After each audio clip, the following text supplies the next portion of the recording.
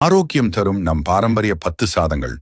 கம்பு சாதம் உடல் வெப்பத்தை குறைத்து நீண்ட நேர சக்தி தரும் நார்ச்சத்து நிறைந்த இயற்கை உணவு.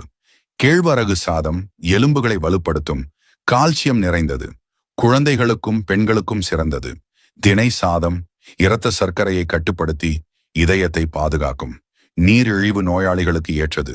வரகு சாதம் உடல் எடையை குறைத்து செரிமானத்தை சீராக்கும், கொழுப்பை குறைக்கும் அற்புத உணவு.